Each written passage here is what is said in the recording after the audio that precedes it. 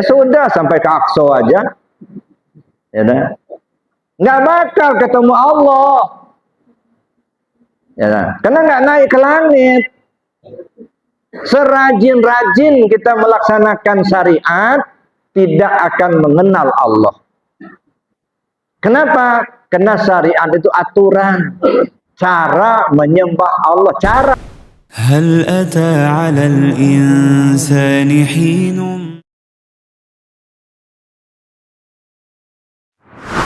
Bismillahirrahmanirrahim. Assalamualaikum warahmatullahi wabarakatuh.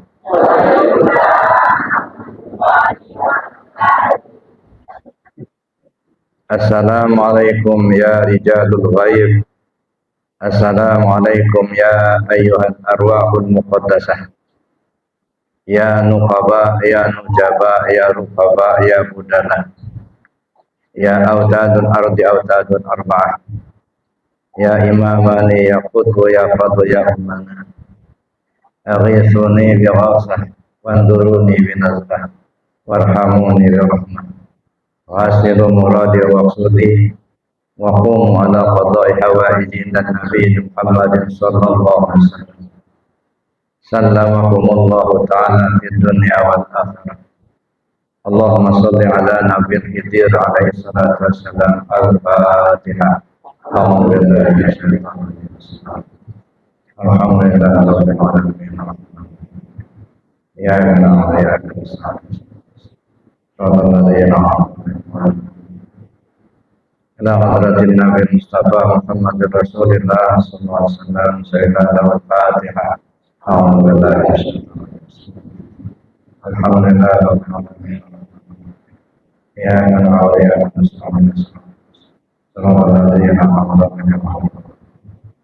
Khususnya dalam pada sultan Al-Qiyah Syaikhul Qadir Jailani Al-Qadas Wasyaikhul Maqaram Syaikhul Allah Wasyaikhul Maqaram Syaikhul Al-Jama'i Wassalamualaikum warahmatullahi wabarakatuh. Bismillahirrahmanirrahim. Alhamdulillahirrahmanirrahim. Alhamdulillahirrahmanirrahim. Ya Allah ya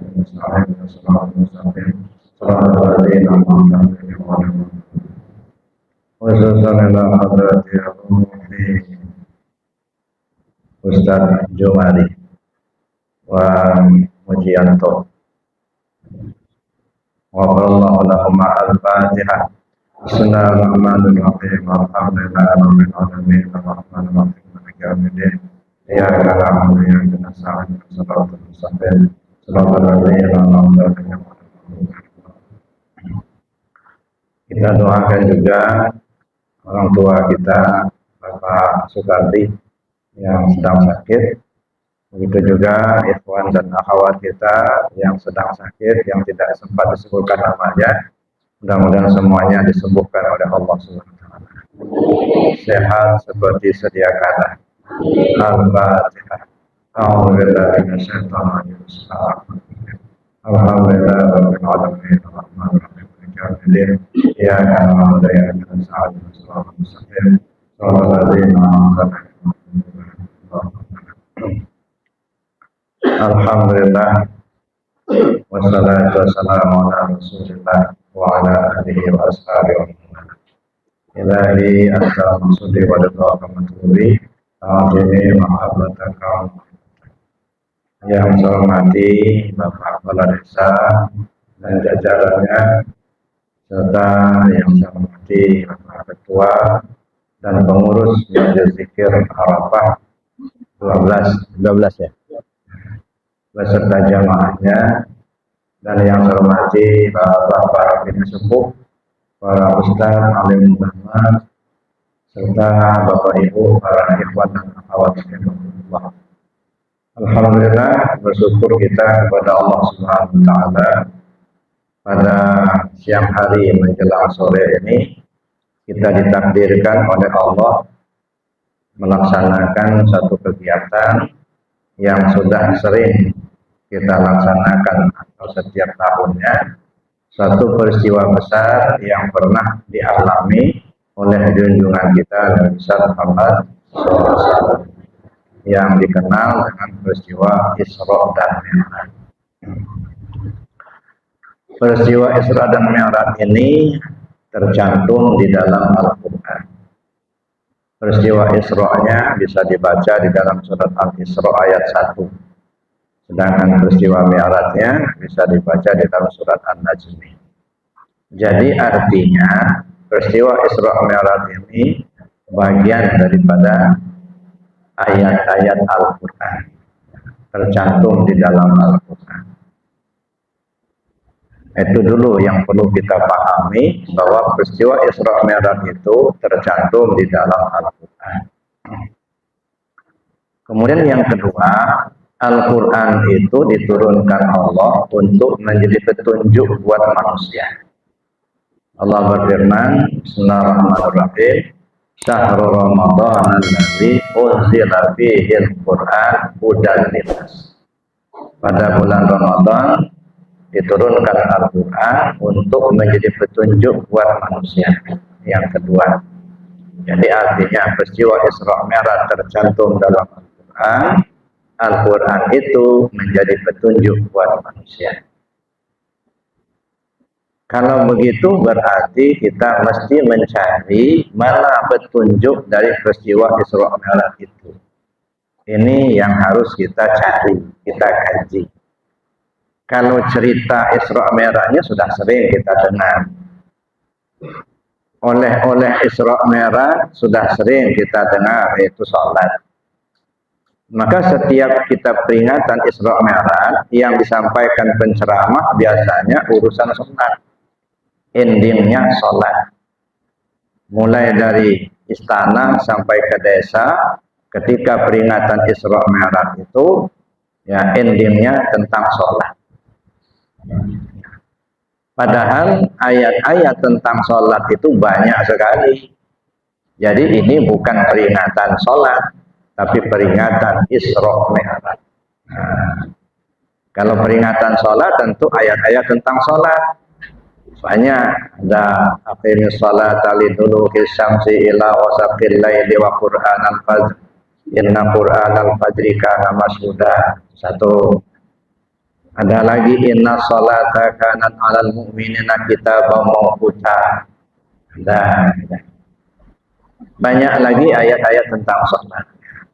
Ini bukan peringatan tentang sholat, tetapi peringatan Isra Mi'raj. Nah, karena yang diperingati Isra Mi'rajnya, ayatnya jelas. Allah berfirman, Bismillahirrahmanirrahim, Subhanalladzi asra bi'abdihi lailan minal masjidil haram ilal masjidil aqsa alladzi barakna hawlahu linuriyahu min ayatina innahu huwas sami'ul basir.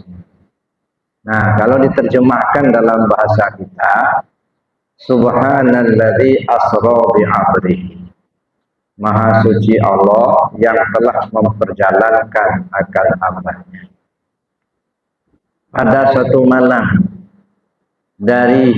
berangkat dari Masjidil Haram hingga sampai ke Masjidil Aqsa, yang sudah kami berkahi di sekitarnya, untuk kami perlihatkan, untuk kami tunjukkan tanda-tanda kebesaran kami. Sesungguhnya Allah amat mendengar lagi amat melihat. Ada kalimat asra bi abdihi, ya, telah memperjalankan akan hambanya. Kalau kita kaji dalam ilmu nahwu, ya, asra bi abdihi sebenarnya bisa saja disebut asra abda. Itu sudah kalimat sempurna, asra abda, dan ada maf'ul. Kalimat asra abdahu, tapi asra bi abdihi ada banyak. Ini bahatu jarin bimakna ma'iyah. Artinya Nabi itu bersama Allah, tidak bisa berangkat sendiri.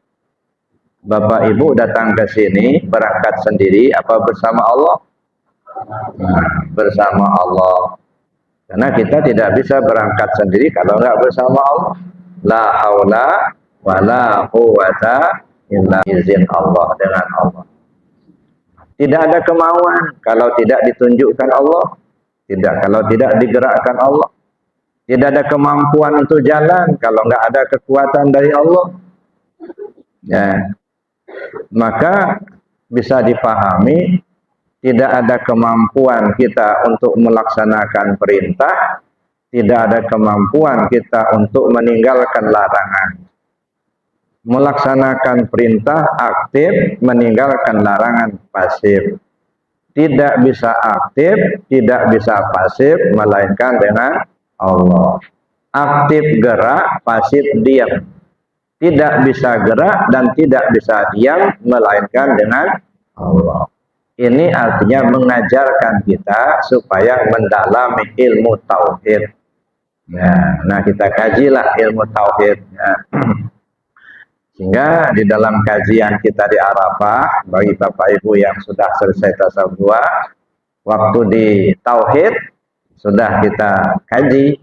Sebelum kita berguru, guru belum mengajarkan kepada kita, terbenarlah oleh kita, tubuh kasarlah yang hidup, tubuh kasar yang tahu, tubuh kasarlah yang kuasa, tubuh kasar yang kehendak, tubuh kasar yang melihat, tubuh kasar yang mendengar, tubuh kasar yang berkalam, berkata-kata. Nah, ini sebelum kita tahu, ya, terasa kitalah yang hidup, terasa kitalah yang kuasa, terasa kitalah yang melihat, yang mendengar. Sesudah kita berguru, guru sudah mengajarkan kepada kita, hidup tubuh yang kasar karena hidup tubuh yang halus. Tahu tubuh yang kasar karena tahu tubuh yang halus. Berkuasa tubuh yang kasar karena berkuasa tubuh yang halus. Melihat tubuh yang kasar karena melihat tubuh yang halus.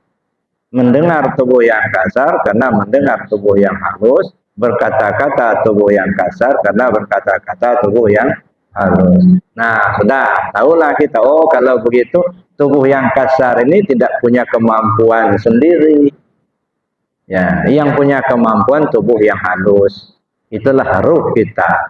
Nah, bisa kita ambil satu pengertian bahwa tubuh kasar ini tidak obahnya baju. Ya, diri kita yang sebenarnya itu adalah tubuh yang halus, ruh namanya, nyawa namanya. Itulah diri kita yang sebenarnya. Nah, kalau ini tubuh yang kasar ibarat baju, pakaian di dunia. Nanti kalau kita pulang, ya, dilepas bajunya. Ya. Kita berangkat, baju ditinggal. Karena baju sudah ditinggal, maka dia tidak hidup lagi. Mati namanya. Jadi yang namanya mati itu, ruh kita melepaskan baju, melepaskan jasmani kita. Jadi yang mati itu jasad kita. Ruh kita tidak pernah kenal akan mati. Wala taqulu lima yuqtalu fi sabilillahi amwat bal ahya walakin la tasrun. Jangan kamu kira orang yang mati dia terbunuh di jalan Allah itu mati. Mereka hidup cuma kamu enggak tahu, gitu ya. Nah, jadi itu Bapak Ibu yang sama. Ini artinya mengajarkan kita untuk mendalami tauhid.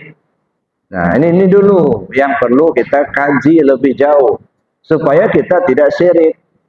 Sebab syirik ini dosa yang tak berampun. Innallaha la yaghfiru an yushraka bihi wa yaghfiru ma duna dzalika liman yasha. Allah tidak akan mengampuni dosa orang yang mempersekutukannya.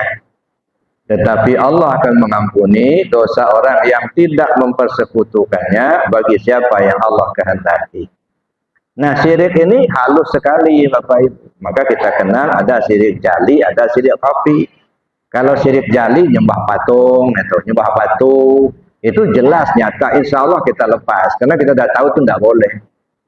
Tapi yang banyak kita tenggelam, banyak kita terkena, itu syirik khafi. Syirik khafi itu ibarat semut hitam berjalan di atas batu hitam di malam gelap gulita. Semut hitam kecil pula, berjalan di atas batu hitam di malam gelap gulita. Tidak terlihat sama sekali, tapi ada. Ini syirik khafi. Di sini banyak manusia yang terjerumus.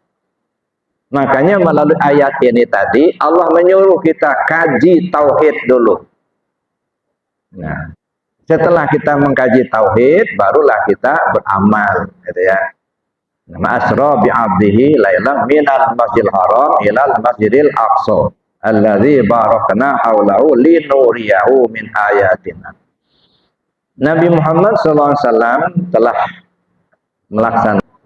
Cepat aja ya. Sebab begini, kalau sudah menghadap Allah kan ada istilahnya almarhum bagi laki-laki, almarhumah bagi perempuan. Itu tidak usah sekolah, dapat titel almarhum atau almarhumah. Maka kalau didoakan mudah-mudahan ibu-ibu cepat almarhumah. Amin. Mau nggak? Nggak mau. Mudah-mudahan bapak-bapak cepat almarhum. Amin. Kenapa kok beda? Yang sebelah nggak mau, yang sebelah mau. Yang sebelah nggak mau amin, yang sebelah mau amin. Ini kenapa? Karena berbeda pemahaman. Biasanya orang kalau nyebut almarhum mati kan? Udah. Makanya kalau perempuan mati almarhumah katanya. Kalau laki-laki almarhum. Cuman kalau kita bahasakan almarhum orang dicintai atau orang yang disayangi. Laki-laki yang disayangi namanya almarhum. Kalau ibu-ibu yang disayangi bahasa Arabnya almarhumah. Sekarang saya tanya, ibu-ibu mau disayangi Allah apa enggak? Bahasa Arabnya apa?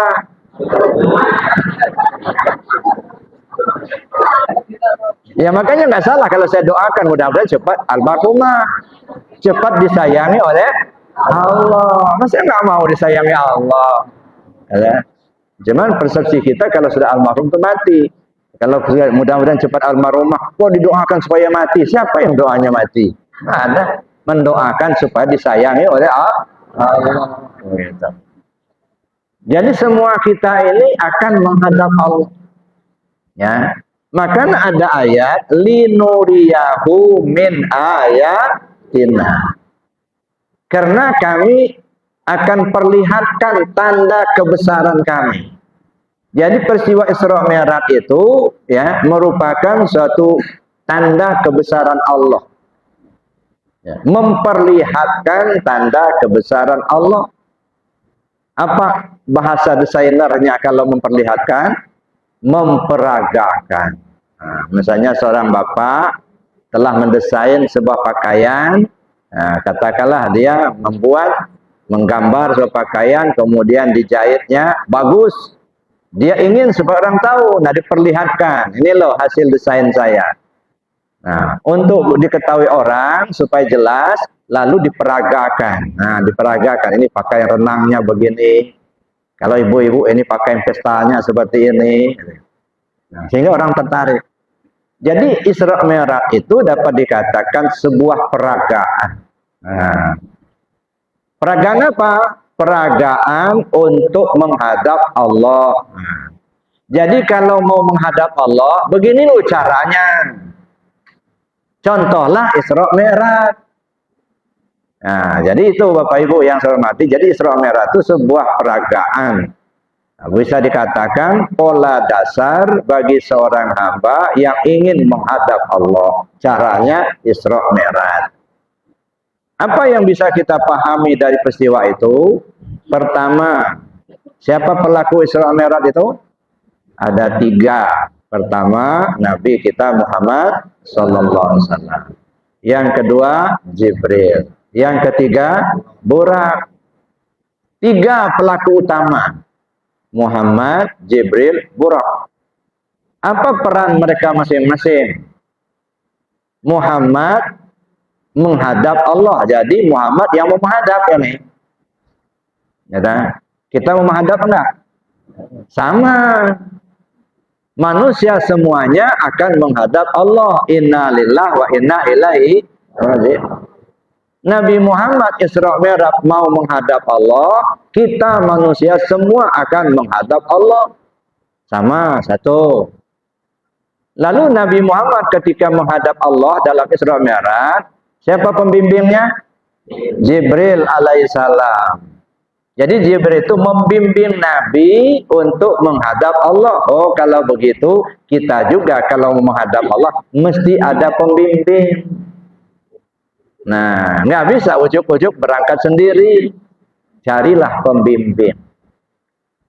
Siapa pembimbing kita? Pembimbing utama kita adalah junjungan kita Nabi besar Muhammad SAW. Beliau pembimbing utama. Tapi kan kita tidak bertemu secara fisik. Karena kita ini hidup di akhir zaman, sedangkan beliau hidup 14 abad yang lalu, 1400 tahun yang lalu.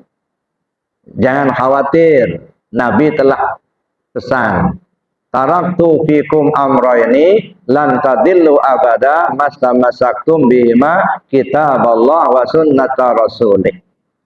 Aku tinggalkan kepada kalian dua buah petunjuk yang kamu tidak akan tersesat selagi kamu berpegang kepada kedua petunjuk itu, yaitu Al-Quran dan Sunnah Rasul. Nah, ini pembimbing kita. Jadi pembimbing kita Rasul, karena kita tidak bertemu secara langsung kepada Rasulullah SAW, maka beliau tinggalkan dua petunjuk, Al-Quran dan Sunnah. Nah, disinilah kita harus lihat Al-Quran dan Sunnah ini. Tapi kan Al-Quran dan Sunnah itu bahasa Arab. Kita di sini bahasa Mesuji, jadi nggak paham. Ah, jangan, nggak usah khawatir.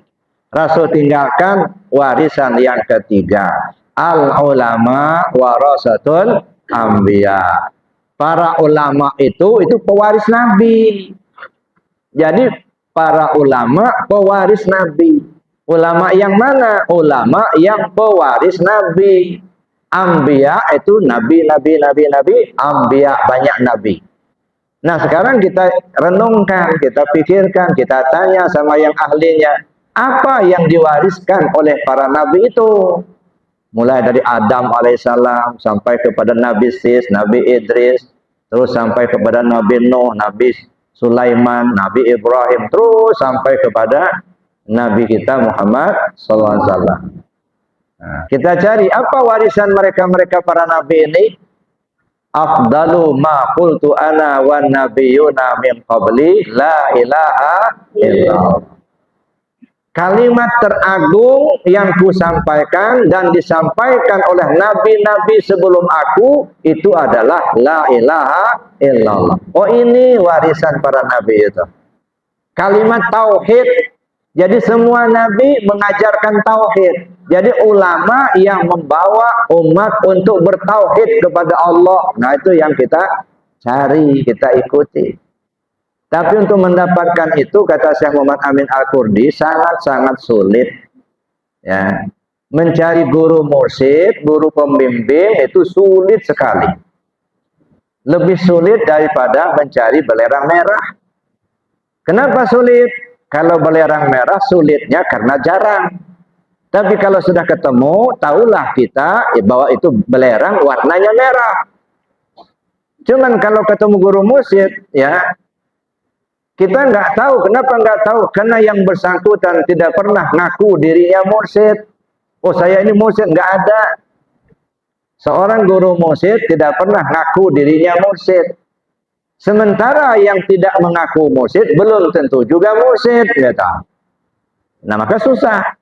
Ya, yang mursyid tidak mengakui dirinya sebagai mursyid, yang tidak mengaku sebagai mursyid belum tentu mursyid. Nah, repot kita nyarinya di mana dia. Ya, kadang-kadang mungkin tetangga kita, tapi bukan. Ya, atau kita nggak tahu, gitu. Nah, itu maka di situ sulitnya. Makanya Syekh Muhammad Amin Al-Qurdi mengatakan, kalau kamu sudah menemukan guru mursyid, ya, jangan tinggalkan dia sebelum ruhmu dibawanya menghadap kepada Allah. Nah, itu pesan beliau. Artinya kalau sudah ketemu, jangan pulang sebelum talqin zikir. Itu menghadap Allah. Makanya perjalanan Isra Mi'raj ini sebenarnya apa? Perjalanan tarekat, Pak. Ya. Maka alhamdulillah lah bapak-bapak, ibu-ibu dan kita semua yang diberi petunjuk oleh Allah untuk belajar tarekat dan mengamalkan tarekat ini sudah merupakan jalan yang lurus, jalan yang memang sudah dibentangkan oleh Allah, ya, seperti perjalanan Isra dan Mi'raj, gitu ya. Maka pembimbing, nah kita carilah seorang pembimbing. Jibril membimbing Nabi ketika akan melaksanakan Isra Mi'raj. Setelah Nabi kita sallallahu alaihi wasallam bertemu Jibril, apa yang dilakukan Jibril? Membelah dadanya. Dada dibelah, dikeluarkan jantung. Untuk apa? Untuk dibersihkan. Dada ini lambang fisik. Fisik ini zahir, nyata.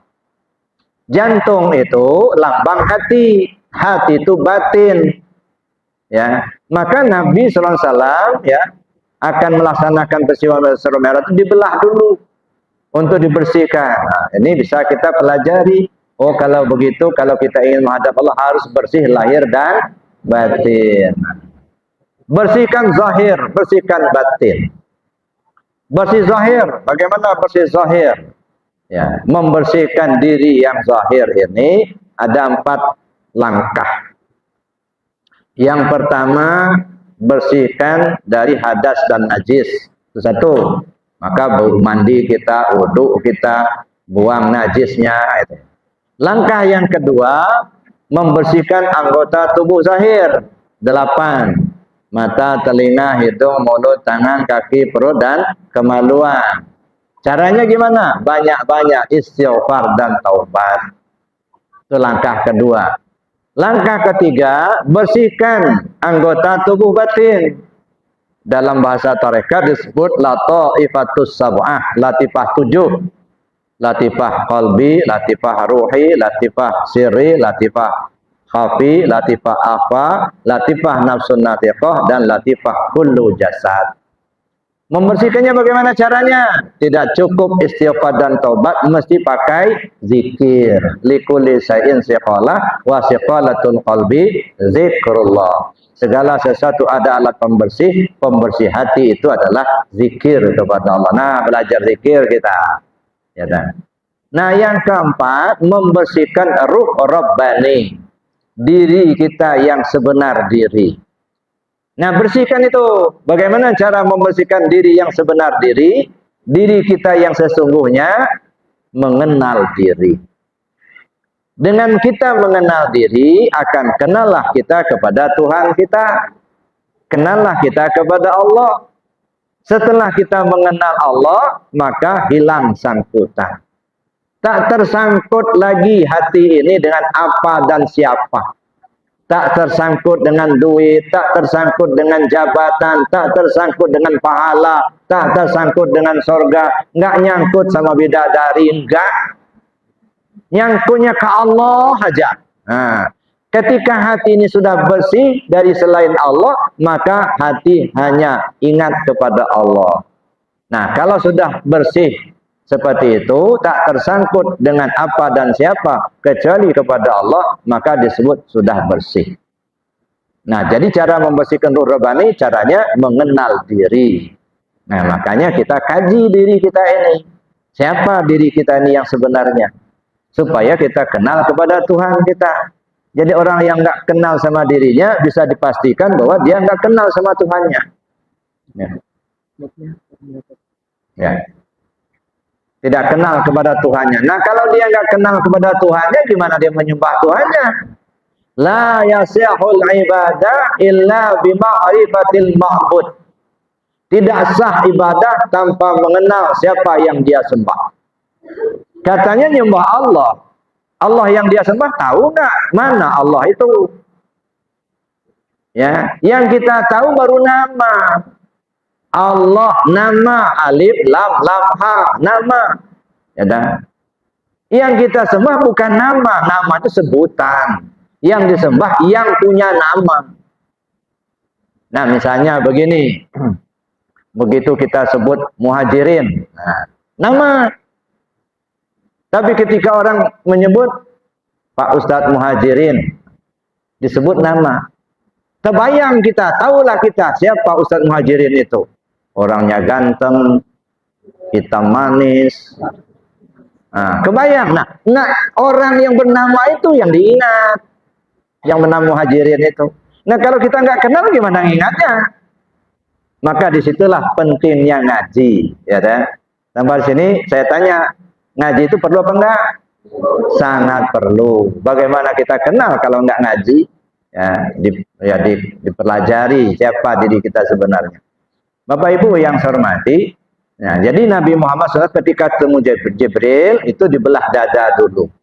Dalam bahasa tarekat, ketemu guru pembimbing, apa wakil talqin, apa sebuah mursyid, gitu ya. Apa yang dilakukan? Talqin zikir. Nah, jadi talqin zikir itu ibarat belah dada. Talqin zikir. Setelah dibelah dadanya oleh Jibril alaihissalam, apa yang dilakukan Jibril? Mendatangkan seekor burak. Untuk apa? Kendaraan Nabi menghadap Allah. Burak ini, ya, yang dibawa waktu Isra Mi'raj itu dalam riwayatnya, itu diambil oleh Jibril dari taman burak di dalam surga. Banyak burak di dalam surga itu, gemuk-gemuk, lincah-lincah, riang gembira. Tapi ada seekor burak, dia tidur-tiduran, badannya kurus, dia nangis, didatangi sama Jibril. Burak, kenapa saya lihat badanmu kurus begini, kau kayaknya bersedih, kenapa? Apa kata burak? Wahai Jibril, bagaimana saya tidak kurus?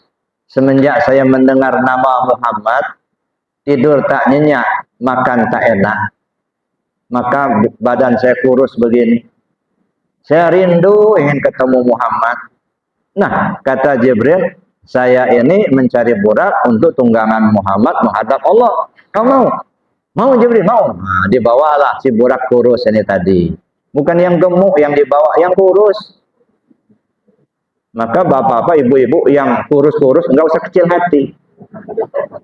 Ternyata yang kurus itu yang dibawa.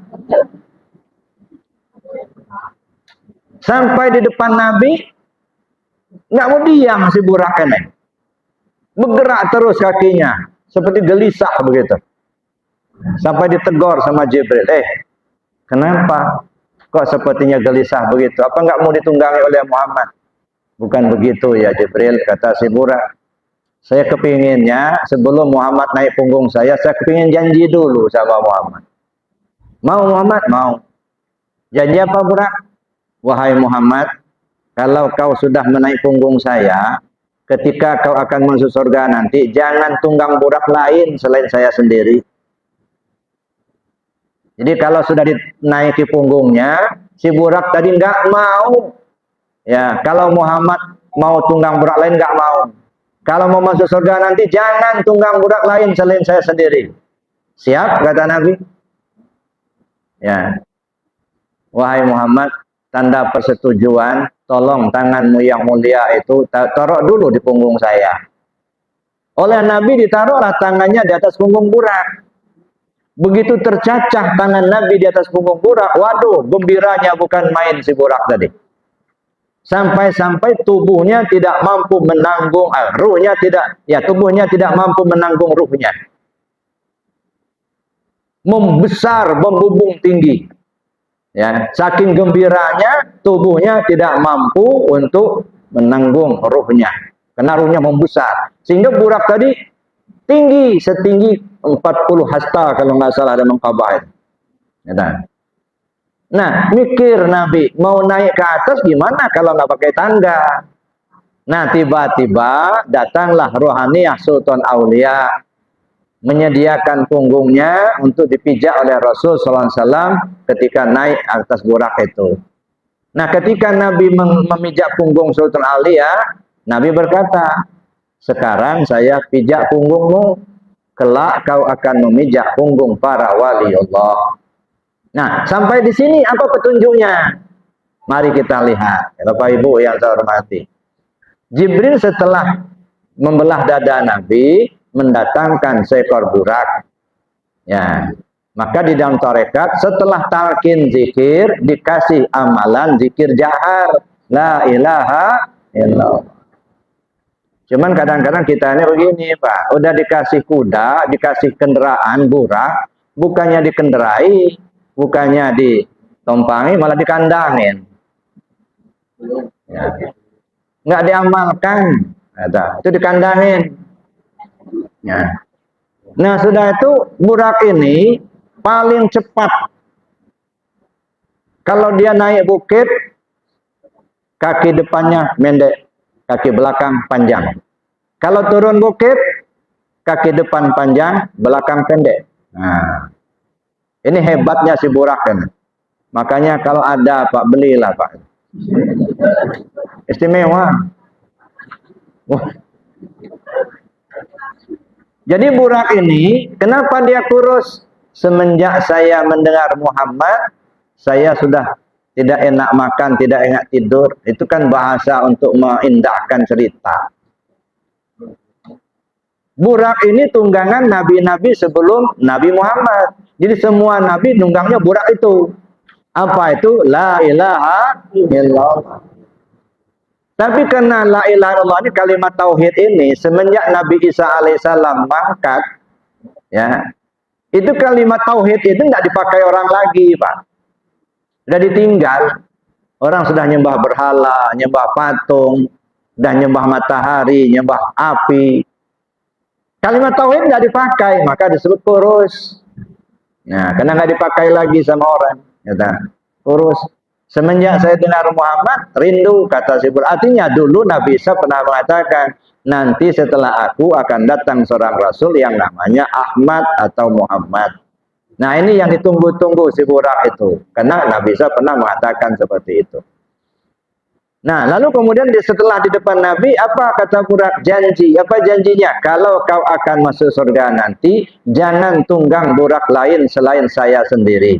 Iya, kata Nabi. Maksudnya apa? Tidak akan ada yang masuk surga tanpa la ilaha illallah.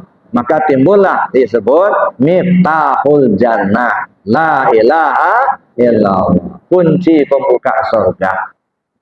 Nah. Lalu kemudian ya Muhammad sebagai tanda persetujuan, taruh dulu tanganmu yang mulia itu di atas punggung saya. Nabi SAW meletakkan tangannya di atas punggung burak. Begitu tercacah tangan Nabi di atas punggung burak, burak itu sangat gembira, riang gembira, sampai tubuhnya tidak mampu menampung ruhnya. Membubung tinggi besar. Ini artinya apa? Nabi SAW mendakwahkan kalimat tauhid ini dalam waktu yang relatif singkat. Hanya 22 tahun, 2 bulan, 22 hari. Atau lebih kurang 23 tahun. Kalimat tauhid tersebar ke seluruh jazirah Arab, bahkan sampai ke Romawi, sampai ke Persia. Ini artinya gemuk lagi si burak ini. Karena sudah dipakai, sudah diamalkan, orang sudah masuk Islam, orang sudah memakai kalimat tauhid. Ya, patung-patung sudah ditinggalkan, nyembah api sudah ditinggalkan, orang kembali ke tauhid. Maka disebutlah gemuk lagi si burak ini.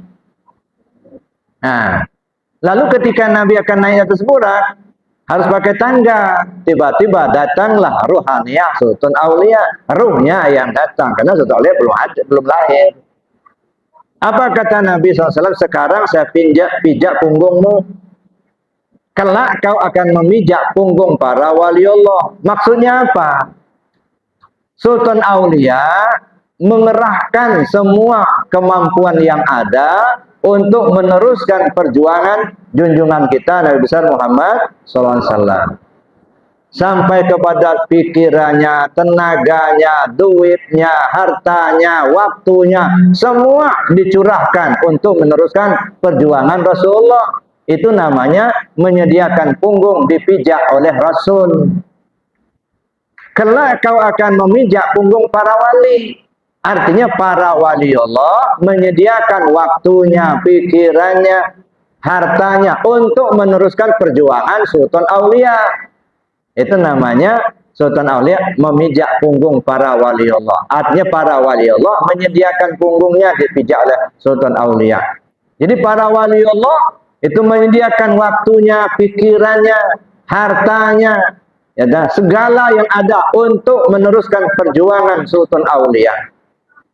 Nah, kita juga begitu. menyediakan punggung kita dipijak oleh guru kita. Apa maksudnya? Bukan datang-datang kita, tolong Pak Kiai, pijak dulu punggung saya. Tentu tidak begitu. Menyediakan punggung dipijak oleh guru. Maksudnya apa? Menyediakan waktu kita, pikiran kita, harta kita untuk meneruskan perjuangan guru kita. Pengarsa Abah sudah mengajarkan kepada kita ada 4 amaliyah TKN. Ada zikir jahar, ada zikir khafi, ada khataman, ada manakib. Zikir jahar khafi diamalkan secara berjamaah boleh, diamalkan sendirian juga bisa. Khataman juga begitu. Berjamaah lebih bagus, diamalkan sendiri juga boleh. Tapi manakib nggak bisa sendirian, Pak. Harus bersama-sama. Bapak mau manakib di rumah sendirian. Yang protokolnya siapa? Yang baca tambaih siapa? Nggak bisa sendirian, harus bersama-sama. Bersama-sama melaksanakan manakib, kumpullah kita ikhwan TKN. Menyediakan waktu kita untuk laksanakan manakib. Menyediakan tenaga kita, menyiapkan tempatnya, menyediakan harta kita untuk konsumsi. Itu artinya kita menyediakan punggung dipijak oleh guru. Ya, menyediakan waktu untuk menakib. Kita lagi sibuk di ladang, di sawah, tinggalkan dulu waktu menakib, kita hadir dulu menakib. Nah, dalam menakib banyak orang kumpul, perlu tempat. Kita nggak punya apa-apa, nggak ada yang bisa kita bawa, enggak. Datang saja, bersihkan lantai, sapu, kembangkan tikar. Ibu-ibu nggak ada yang dibawa, umpamanya, nggak apa-apa, datang saja, bantu di dapur. Entahlah ngupas bawang, entahlah ngiling cabai, entahlah masak nasi, bantu di dapur. Yang punya duit, bawalah aqua agak sedus 2 dus. Bawalah beras untuk dimasak. Bawalah kentang, apa yang bisa kita sumbangkan. Ini namanya menyediakan punggung dipijak oleh guru.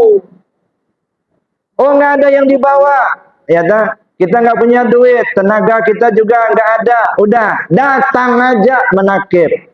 Itu juga sudah khidmat kepada guru. Itu namanya menyediakan punggung dipijak guru. Jangan tengah malam datang-datang, Pak Kiai tolong dulu pijak punggung saya. Ya nggak begitulah. Nah, itu bahasa-bahasa kiasan.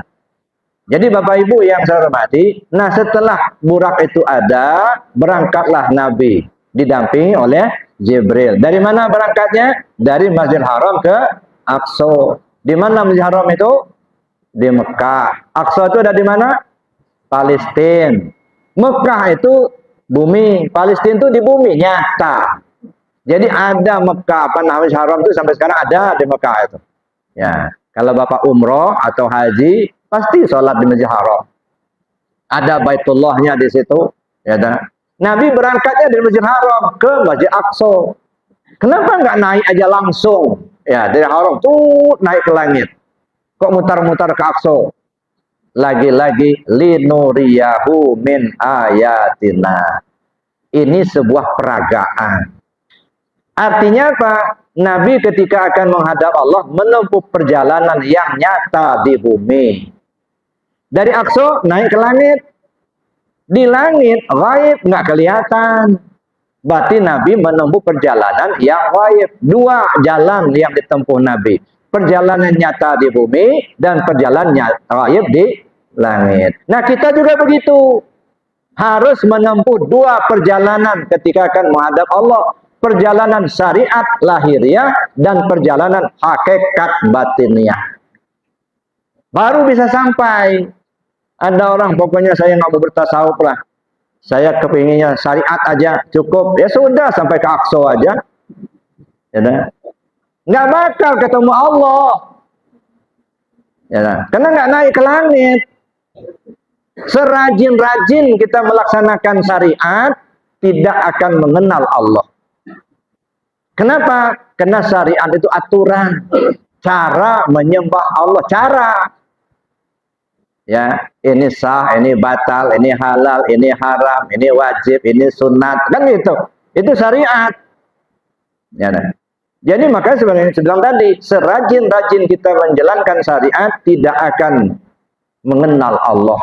Yang dikenal hukum-hukum Allah. Ya, nah. Jadi kalau kita kaji syariat, baru hukum yang kita kaji. Ini sah, ini batal, ini halal, ini haram, ini dosa, ini pahala, kan gitu. Ujung-ujungnya yang berpahala ke surga, yang berdosa ke neraka. Ya makanya kalau ngaji syariat itu nggak pernah lepas dari itu, Pak. Sah, batal, halal, haram, dosa, pahala, surga, neraka. Gitu. Kapan ngaji tentang Allahnya?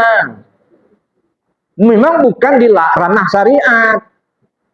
Ya, makanya dua perjalanan, perjalanan hakikat, batiniah. Ya, kalau Nabi menghadap Allah menempuh dua jalan, syariat dari haram ke aqsa di bumi nyata, dari aqsa ke langit gaib, berarti perjalanan yang nyata dan yang gaib. Ini untuk kita perjalanan yang zahir syariat lahiriah, perjalanan yang batin hakikat batiniah.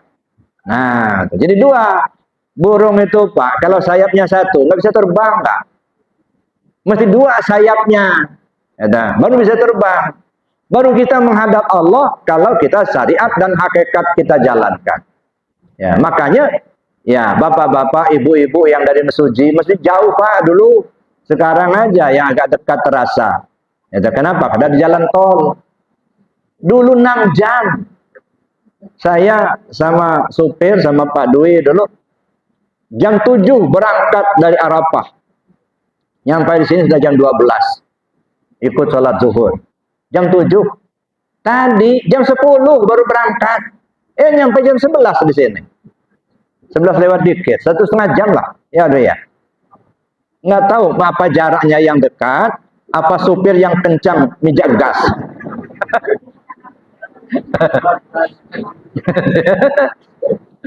Kalau jaraknya gitu-gitulah kan. Tapi supirnya yang kencang mijak gasnya itu. Saya tanya, jalan berapa, Wi? Nggak kurang 150 katanya. Astagfirullahaladzim.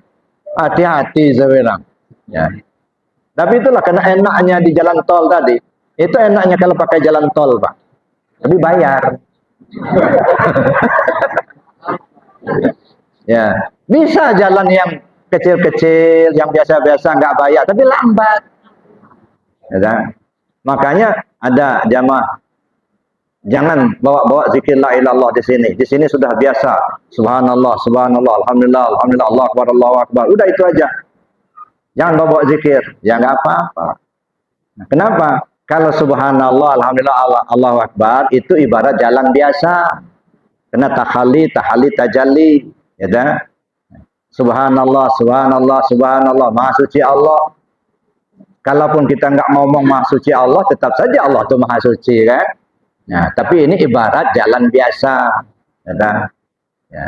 Umum sifatnya. Tapi ada jalan yang cepat, jalan tol, mahal. Apa itu jalan tolnya? La ilaha illallah. Nah, udah, singkat, nggak banyak-banyak. La ilaha langsung, tahalli tajalli. Mahal itu. Mesti cari dulu gurunya, talqin dulu. Kalau berangkat, bayar bensin dulu. Kan bayar. Udah. Pakai duit. Udah. Artinya mahal. Mahalnya di mana? Susah nyarinya. Kalau duit mah gampang dicari. Udah. Kalau jarak mah bisa ditempuh. Kalau sudah di hati, Bapak Ibu. Bukti. Nah, saya tunjukkan bukti. Ini satu nih. Ya. Haji Buyung Agus. Beliau ini orang Pontianak dari Kalimantan Barat. Sudah 1 bulan di Arafah. Sengaja datang ke Arafah untuk belajar zikir. Mana yang jauh Pontianak sama Mesuji?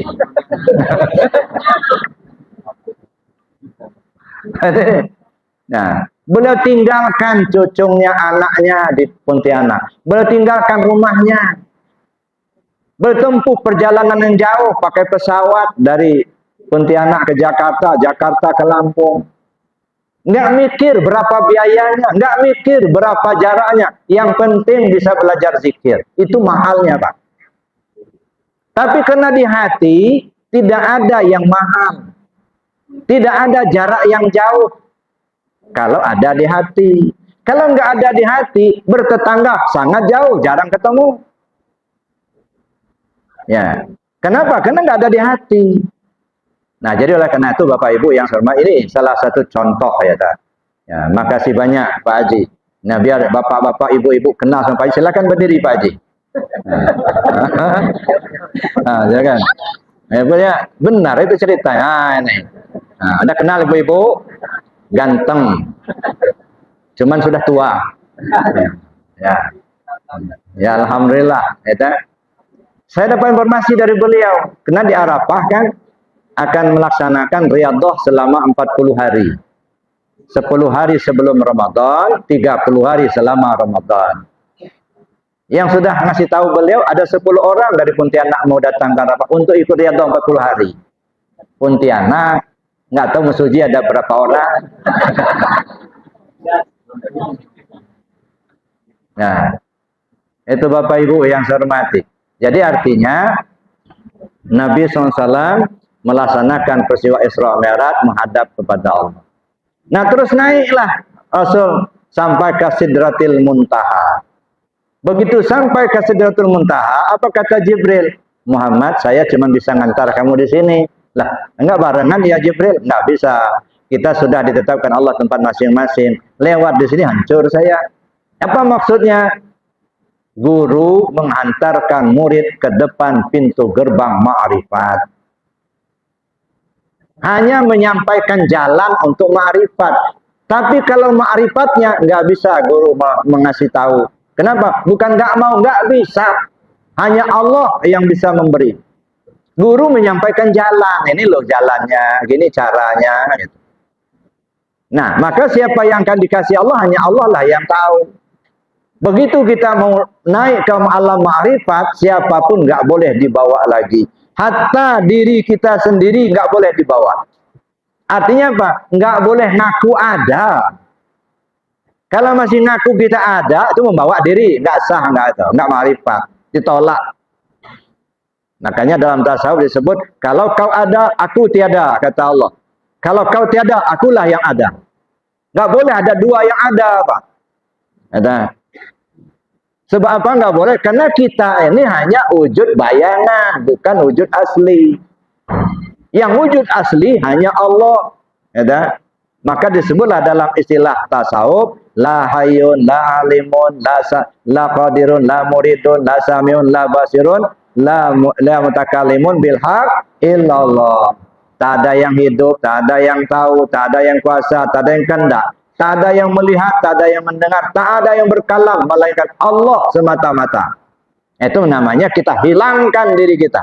Begitu masuk ke alam ma'rifat, tak boleh ada yang dibawa, kecuali hanya Allah semata-mata. Bahkan diri kita sendiri sudah nggak ada.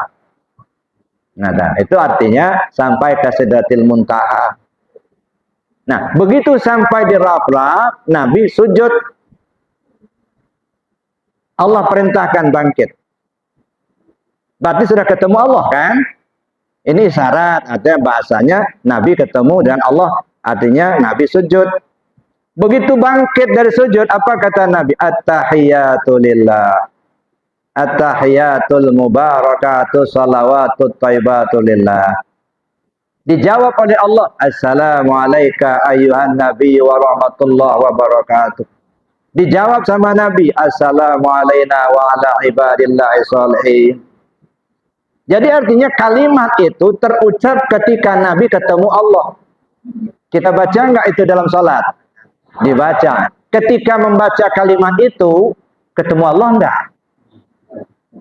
Nah, ini masalah. Ya. Apa ngulang hafalan? Tiap salat at-tahiyatul mubarakatuh salawatut thayyibatu lillah. Assalamualaikum ayuhan nabi wa rahmatullahi wabarakatuh. Hanya ngulang hafalan. Ini isyarat mesti ketemu Allah. At-tahiyatul mubarakatuh salawatut thayyibatu lillah. Kata siapa? Kata sifat. Siapa sifat itu? Muhammad namanya. Dijawab oleh Allah, Assalamualaikum ayyuhan nabi wa rahmatullahi wabarakatuh. Kata zat, siapa zat? Allah. Zat namanya Allah, sifat namanya Muhammad. Jadi dialog antara zat dan sifat. Nah masalahnya udah tahu belum mana zat mana sifat? Gitu. Kalau ini saja belum terpahami mana zat mana sifat, bagaimana kita akan memakainya? Makanya kita salah nggak khusyuk-khusyuk enggak. Kenapa? Karena belum tahu, ini aja belum tahu. Lagi-lagi ngaji perlu apa enggak? Nah, silahkan ngaji terserah di mana aja, mau ngambil ke Arafah. Tapi kalau ada waktu ya ke Arafah, gitu. Kalau nggak ada yang lain. Tapi banyak apa tempat yang lain. Jadi saya tidak hanya menganjurkan ke Arafah, enggak, silahkan ngaji. Pelajari itu sampai tahu mana zat mana sifat. Sehingga sholat itu sendiri, ya, bukan hanya sekedar berdiri ruku'in tidak sujud, tetapi penyaksian zat kepada sifat. Maka disinilah pentingnya kita tahu mana zat, mana sifat ada di diri kita ini. Tidak akan ketemu kalau tidak dalam tasawuf. Maka saya katakan tadi, serajin-rajin kita melaksanakan syariat, gitu ya, itu aturan. Ya, tasawuf mengenal Allahnya, gitu. Maka tidak akan kenal Allah kalau tidak pakai tasawuf. Nah, Bapak Ibu yang saya hormati, lalu kemudian, nah kita kembali ke bawah dulu, gitu. Ya. Setelah Nabi SAW turun, ya, menuju jalan pertama, secara singkat itu sampailah ke Masjidil Haram. Apa yang dibawa? Perintah sholat. Maka disebutlah sholat itu oleh Isra Mi'raj. Apa maksudnya? Sholat itu aplikasi Isra Mi'raj. Nah, makanya Nabi mengatakan as-shalah mi'rajul mu'minin. Salat itu mi'rajnya si al-mu'min. Siapa si al-mu'min itu? Ruh kita. Al-mu'min miratul mu'min. Si al-mu'min itu cerminan daripada si al-mu'min. Al-mu'min pertama ruh kita, al-mu'min kedua salah satu nama Allah. Jadi ruh kita itu cerminan daripada Allah. Jadi kalau as-shalah mi'rajul mu'minin artinya ruh kita naik ke atas, gitu ya. Nah, makanya sholat itu aplikasi daripada Isra Mi'raj. Nah, kita lihat lagi, gitu ya. Bagaimana aplikasi Isra dan Mi'raj? Nabi tadi menempuh perjalanan zahir di bumi, ghaib di langit, kan gitu. Mana yang zahir? Nah, ini jasad. Mana yang ghaib? Ruh. Bapak Ibu kalau sholat, jasadnya saja berikut ruh, apa ruhnya saja nggak ada jasad? Iya, jasad bersama ruh, maka zahir dan batin. Yang zahir tubuh, yang batin nyawa, ruh kita. Kan sudah perjalanan itu. Dibimbing sama Jibril. Siapa yang bimbing? Pikiran kita. Ya, ada orang ya jadi orang taat karena terbimbing oleh pikirannya sendiri. Ada cerita Bapak Ibu. Ada orang senangnya judi, maling, gitu. Kerjanya ya, judi, maling, zina. Nah, ini kerjanya dia. Dia tanya sama Pak Kiai, boleh nggak kalau saya ibadah, saya sholat, tapi yang 3 macam ini tetap saya lakukan. Saya sholat, tapi judi, maling, zina. Kata Pak Kiai, kalau kamu nanya sama saya, ya boleh-boleh saja. Karena bukan saya yang nyuruh sholat, bukan saya yang melarang judi. Ya, kan? Kau tahu siapa yang melarang judi? Ya tahu, Allah yang melarang judi. Ya sudah, Allah yang melarang, yang dilarang Allah itu jangan judi di atas buminya Allah, di bawah langitnya Allah. Udah itu aja. Carilah bumi lain, langit yang lain.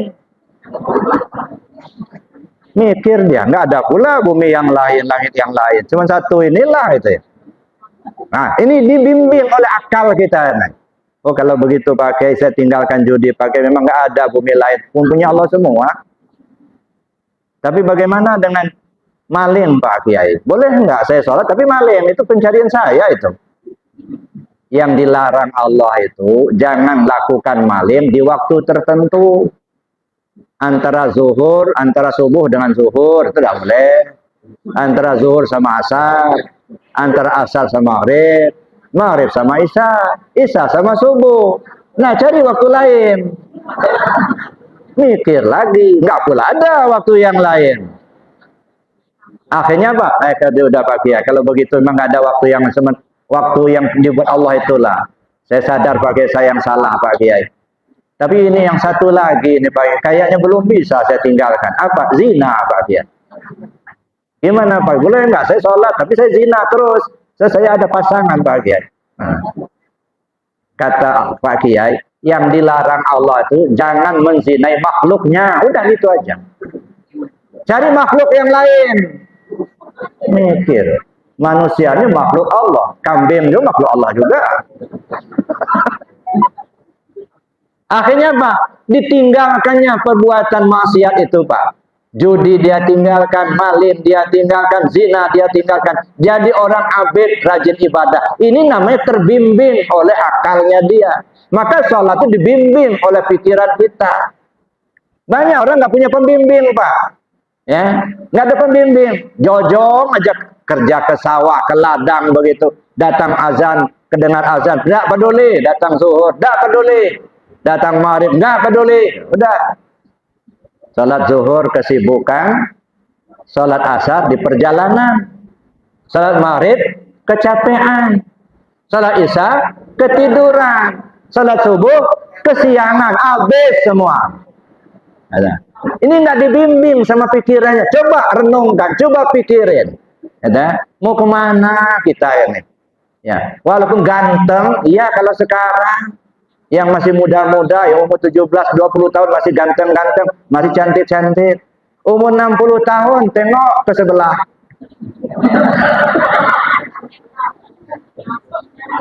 Gigi sudah ompong, gitu. Ya, kadang-kadang terkecoh juga kita. Dilihat dari belakang pakai mukena kayaknya 17 tahun. Begitu tengok 71. Masya Allah. Nah ini namanya pembimbing Pak. Gunakan pembimbing itu. Nah lalu kemudian dengan zikir. Burak tadi kalau dia naik bukit, kaki pendek, kaki depan pendek, kaki panjang, kaki belakang panjang. Kalau turun bukit, yang depan panjang, yang belakang pendek. Masya Allah. Artinya Pak, datar. Ala bizikrillah tatma'innul qulub. Ketahuilah dengan ingat Allah hatimu tenang. Nah, itu. Dengan zikir tenang. Tapi Buya, kami sudah memakan zikir, sudah khataman. Tapi kalau ada masalah sedikit itu gelisah. Nggak tenang juga. Nah, misalnya begini. Ada orang datang ke Bapak. Ya. Pak siapa nama? Pak Kamarudin. Ada orang datang ke Pak Kamarudin misalnya. Ini contoh Pak. Bisa bapak-bapak semua, bisa ibu-ibu. Ada orang datang, langsung boleh ngomong orang datang tadi, Pak Kamarudin ini tolol, miskin. Kira-kira gitu marah nggak Pak? Golok keluar. Bapak, ibu-ibu kalau begitu, ibu ini tolol, miskin lagi, marah nggak? Coba renung, coba pikir, kenapa marah? Dibilang orang tolol, marah. Karena yang kita ingat diri kita, bukan Allah. Kita ingat diri kita ini pintar, kita ini sekolah, kita ini sarjana. Dibilang orang tolol, marah kita. Kalau begitu yang kita ingat diri kita, bukan Allah. Coba ingat Allah. Bapak tolol, iya saya tolol. Yang pintar Allah. Yang berilmu Allah. Kita ini tolol semua, nggak ada manusia yang pintar enggak. Itu kalau ingat Allah, tenang. Bapak ini miskin, ya saya miskin. Yang kaya itu Allah. Itu namanya ingat Allah, pasti tenang. Tapi kalau nggak ingat Allah ya sudah. Bapaknya tolol, apa lo? Emang lo pintar Pak? Berantem lagi, ya kan? Nah, jadi oleh itu ala bizikrillah tatma'innul qulub. Katakanlah dengan mengingat Allah hatimu tenang. Maka kita belajar zikir, kita amalkan zikir untuk ingat kepada Allah. Nah, zikir ini Bapak Ibu dirasakan, ya, disebut dan dirasakan. Cuman orang berzikir ini ada tingkatan. Ada orang terpaksa zikir. Kenapa kok belajar zikir? Habis usaha bangkrut. Kenapa belajar zikir? Utang nggak kebayar. Kenapa zikir? Rumah tangga broken home. Jadi terpaksa harus belajar zikir. Sesudah belajar zikir, talqin. Begitu sudah talqin zikir, merasa wajib berzikir. Kalau nggak diamalkan nanti berdosa. Nah, sudah mulai naik, bukan lagi terpaksa, tapi merasa wajib berzikir. Nah, kalau tingkat ini berat Pak, masih berat. Maka saya katakan, zikir bukan kewajiban, sholat bukan kewajiban, tetapi kebutuhan. Nah, mulai naik, ya dah. Sekarang kita tidak lagi menganggap zikir itu kewajiban kita, bukan, tapi kebutuhan kita. Tidak lagi zikir itu, sholat itu sebagai kewajiban, tapi kebutuhan. Nah, kalau kita sudah menganggap zikir sebagai kebutuhan, pasti sesibuk apapun urusan dunia, pasti kita sisihkan untuk mengerjakan zikir, mengamalkan zikirnya. Sesibuk apapun urusan di ladang, di sawah, kalau kita sudah menganggap sholat itu suatu kebutuhan, pasti kita tinggalkan. Sholat dulu, ini kebutuhan. Zikir, sholat, dan ibadah-ibadah yang lainnya itu, ya ibarat makan. Makan itu bukan kewajiban, Pak. Makan itu kebutuhan. Kalau perut lapar, tinggalkan dulu pekerjaan yang lain. Yang penting makan dulu. Kan gitu. Kenapa? Makan kebutuhan. Cuman kalau makan kebutuhan tubuh. Kalau zikir kebutuhan ruh. Sama-sama kebutuhan. Nah, itu kalau sudah sampai ke tingkat kebutuhan, bukan lagi tingkat kewajiban, tapi kita merasakan ini adalah satu kebutuhan. Insya Allah ringan kita ngamalkan. Naik lagi. Ya, nah, setelah kita naik menjadi pakaian. Nah, pakaian. Kalau sudah pakaian, tidak bakal dilepas lagi, Pak. Itu sudah pakaian. Ya, nah, hidup yang akan dipakai, mati yang akan ditompang. Dalam hidup kita nyebut la ilaha illallah, mati pun dengan la ilaha illallah. Itu sudah jadi pakaian. Nah, gimana kita menganggap zikir ini bukan kewajiban. Minimal kita anggap kebutuhan. Kalau sudah kita anggap kebutuhan, jadikan sebagai pakaian hidup. Nah, insya Allah akan tenang Pak kita melaksanakan zikirnya. Mudah-mudahan kita diberi petunjuk oleh Allah Subhanahu Wa Taala. Amin. Allahumma. Bapak Ibu yang saya hormati, karena kita dibatasi waktu, ini udah wasar belum ini? Bentar lagi, masih ada waktu dikit lah gitu ya. Ya, ini air Pak, minum dulu. Inna lillahi wa inna ilaihi raji'un. Itu artinya apa? Kembali kepada Allah. Apa itu kembali ke Allah? Ibarat air. Ini air masuk freezer jadi batu, kan? Batu es kan, nggak bisa diminum, mesti balik dulu jadi air lagi. Ini kayak gini, benar nggak dibalik jadi air? Kita coba dulu.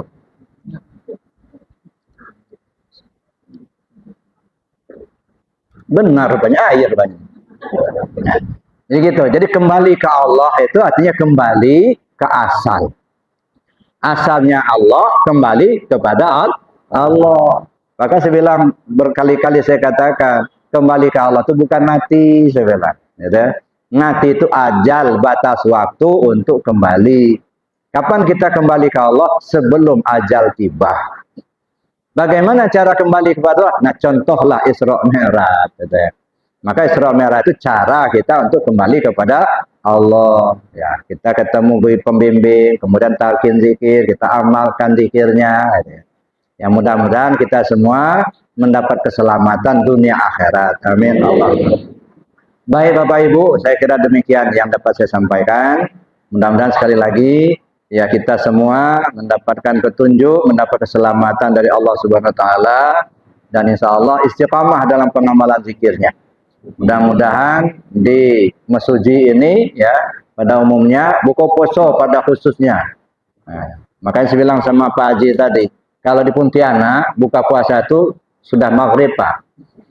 Kalau di sini kapan saja buka puasa. Itu bedanya. Nah, kalau sudah di sini kapan saja buka puasa. Nah, saya kira demikian saja. Terima kasih atas perhatiannya. Mohon maaf atas kekurangannya. Billahi taufiq wal hidayah. Wassalamualaikum warahmatullahi wabarakatuh. Ini termen kedua. Kalau tadi termen pertama, termen kedua doa. Mari kita doa bersama. Mudah-mudahan kita mendapatkan petunjuk dari Allah sehingga kita bisa ma'rifat kepada dengan sempurna. Selamat pulang kembali kepada Allah. A'udzubillahi minasyaitonir rajim. Bismillahirrahmanirrahim. Ila hadratin Nabi Mustafa Muhammad Rasulullah sallallahu alaihi wasallam. Bismillahirrahmanirrahim. Al-Fatihah. A'udzubillahi minasyaitonir rajim. Bismillahirrahmanirrahim. Alhamdulillah rabbil alamin arrahmanir rahim. إياك نعبد وإياك نستعين صراط الذين أنعمت عليهم يا رحمن يا رحيم يا حي يا قيوم يا ذا الجلال والإكرام بسم الله الرحمن الرحيم الحمد لله رب العالمين حمدا يوفي نعمك في مزيده يا ربنا لك الحمد كما ينبغي لجلال وجهك الكريم وعظيم سلطانك اللهم صل على سيدنا محمد صلاة تنجينا بها من جميع الأهوال والآفات وتقضي لنا بها يا الله جميع الحاجات وتطهرنا بها جميع السيئات وترفعنا بها عندك على الدرجات وتبلغنا الصلاة من جميع الخيرات في الحياة وبعد الممات إن الذين يبايعونك إنما يبايعون الله يد الله فوق أيديهم فمن نكث فإنما ينكث على نفسه ومن نفى بما أنزل الله فسيؤتى أجرا عظيما ربنا اغفر لنا ذنوبنا ولآبائنا ولأمهاتنا ولأجدادنا ولجداتنا ولأساتذتنا ولمشايخنا ولمن أحب إلينا ولمن أحسن إلينا ولمن نويناه من المسلمين والمسلمات والمؤمنين والمؤمنات الأحياء منهم والأموات ربنا زدنا علما وارزقنا فهما اللهم إنا نسألك التوبة والإنابة والاستقامة على شريعة الغر وعلى طريقة البيضاء اللهم سلمنا يا الله وسلم أرواحنا وسلم أجسادنا وسلم ديننا وسلم إيماننا وسلم توحيدنا وسلم معرفتنا فاتقنا من النار اللهم افتح لنا فتوح العارفين وارزقنا فهم النبيين حفظ المرسلين وإلهام ملائكتك المقربين واجعلنا من العلماء العاملين الخير برحمتك يا أرحم الراحمين وعبادة وعملا صالحا وعلا اللهم احينا بحياة العلماء وامتنا بموت الشهداء واسنا يوم القيامة في زمرة الأولياء وادخلنا الجنة مع الأنبياء عليهم السلام لا إله إلا الله الموجود في كل زمان لا إله إلا الله المعبود في كل مكان لا إله إلا الله المذكور بكل لسان لا إله إلا الله المعروف بالإحسان لا إله إلا الله كل يوم هو في شان لا إله إلا الله الأمان من زوال الإيمان ومن فتنة الشيطان يا قديم الإحسان كم لك علينا من الإحسان إحسانك القديم يا حنان يا منان يا رحيم يا رحمن يا غفور يا غفار اغفر لنا وارحمنا برحمتك يا أرحم الراحمين ربنا لا تزغ قلوبنا بعد إذ هديتنا وهب لنا من لدنك رحمة إنك أنت الوهاب ربنا آتنا في الدنيا حسنة وفي الآخرة حسنة وقنا عذاب النار وادخلنا الجنة مع الأبرار يا عزيز يا غفار يا رب العالمين وصلى الله على سيدنا محمد وعلى آله وصحبه أجمعين سبحان ربك رب العزة عما يصفون وسلام على المرسلين والحمد لله رب العالمين الفاتحة أعوذ بالله من الشيطان الرجيم بسم الله الرحمن الرحيم الحمد لله رب العالمين الرحمن الرحيم مالك يوم الدين إياك نعبد وإياك نستعين اهدنا الصراط المستقيم صراط الذين أنعمت عليهم غير المغضوب. Terakhir Bapak Ibu sebelum kita tutup, minta keikhlasannya untuk kita doakan bersama istrinya Pak Maknur dan ibunya dalam keadaan sakit. Mudah-mudahan cepat sembuh, sehat seperti semula. Ala azimnya bisyafaati Rasulullah SAW wa bi karamati sultan awliya Syaikhul Qadir Jailani pada sallallahu alaihi wasallam bi karamati Sayyidina Qaram Abdullah Muhammad bi karamati Sayyidina Ahmad Sahibul Wafat Tajul Arifin Allahumma ya qadiyal hajat Allahumma ya kafiyal muhimmat Allahumma ya dafiyal baliyat Allahumma ya rafi'al darajat Allahumma ya syafiyal amrad Allahumma ya syafiyal amrad Allahumma ya syafiyal amrad Allahumma ya mujibad da'wat Allahumma ya arhamar rahimin irhamhuma bi barakati al-fatihah a'udzu billahi minasyaitonir rajim bismillahirrahmanirrahim alhamdulillahi rabbil alamin arrahmanir rahim maliki yaumiddin iyyaka na'budu wa iyyaka nasta'in ihdinas siratal mustaqim siratal ladzina an'amta 'alaihim ghairil maghdubi 'alaihim waladdallin dan dijaga Allah dan mudah-mudahan Allah selalu membimbing beliau dalam menjalankan tugas di dewannya. Amin Allahumma. Bila taufiq hidayah salam. هل أتى على الإنسان حين